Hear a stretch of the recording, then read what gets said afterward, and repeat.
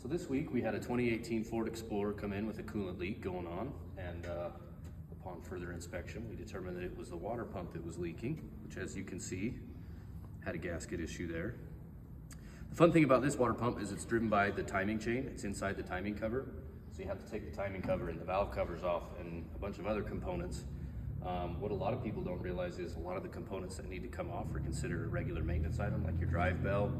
The spark plugs are within 30 seconds of taking those out. So it's really easy just to eliminate a lot of your maintenance stuff in conjunction with a bit of a major repair at the same time.